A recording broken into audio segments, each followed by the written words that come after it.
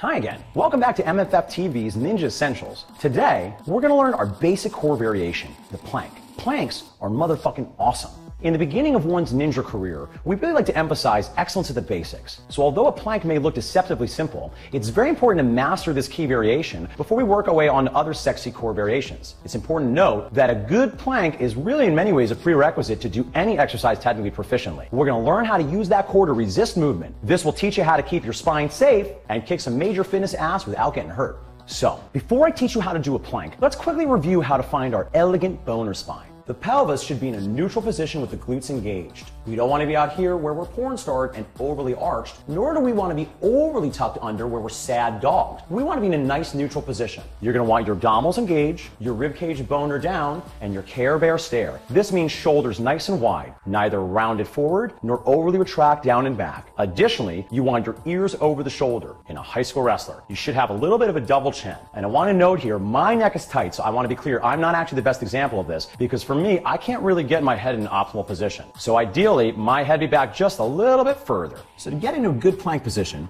you want to make sure that your elbows are directly under your shoulders, forearms parallel, making a fist with those hands to really have some shoulder stability. Again, you're going to want to get your rib cage down and squeeze your glutes, give yourself a high school wrestler. You should appreciate that mean old Mr. Gravity is going to try to turn you into a slutty porn star whore. He's going to want you to cave at that lower spine, so you're really going to have to use your abs and your glutes to get things into a neutral position. Now, it's worth knowing, as always, we want things to be challenging but not impossible. If you find that doing your plank from your toes is making you shake like a leaf, no problem. Just drop down onto the knees, tuck that pelvis under. Or even better, find a raised surface for your elbows so that you're a little closer to upright. This will take a little bit of the tension off the abdominals and will allow you to be challenged but not shaking like an absolute leaf. The other thing that's very important to be mindful of is in the event that gravity turns off, you might want a handle, because otherwise you'll float away into space. No!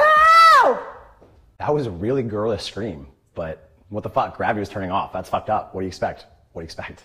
Once you've nailed the basics of the plank, it's time to get things even sexier. Here are a few things you can do to juice or take your plank to that next level. If you want to up the intensity, you can take your heels and drive them together. Additionally, the quad should be engaged, kneecaps pulled up, glutes engaged. From here, you can pull your shoulder blades down and back and engage your lats. If you're looking to have even more fun, all you need to do is increase the lever by walking those elbows out. You'll see the further apart you get, the more you can squeeze your entire body. That's sometimes referred to as what's called the RKC plank, named after the Russian kettlebell challenge. By engaging the entire body, you turn the plank into what can be referred to as an isometric war, a term once coined by fitness superhero Brett Contreras. So when you find the regular plank just ain't doing it for you, you have two options. Number one, do something else. Find a completely different variation, remove a base of support, or find another way to challenge that core musculature. Or if you are going to keep doing planks, instead of doing them for 2 and 3 minutes at a time, keep the work sets around 30 to 60 seconds, but do the RKC plank. This is going to be a very useful thing to know how to do as you learn to use heavier and heavier weights on your ninja journey. Although a plank might seem like a simple exercise, now that you know how to do a plank, I really want you to spend some time mastering this movement. Although it's on the basic side and there's not a ton to think about, it's important to note a plank really is a prerequisite to kicking ass at all sorts of exercises. A plank is the top of the kettlebell swing, it's the top of the goblet squat, and it also forms the foundation of a really cool exercise we're going to be doing in our next Ninja Essentials, the push-up. So make sure you spend the time really mastering the movement. And then once you've got that regular plank down, I want you to move on either the RKC plank or different and more challenging core exercises. As always, thanks for tuning in to MFF TV. Don't forget to subscribe so you don't miss out any of the knowledge bombs. And don't forget to forward this to your friends. Just make sure they know they don't watch it at work, because I say fuck a lot. Let's do a dance party. Fuck, fuck, fuck.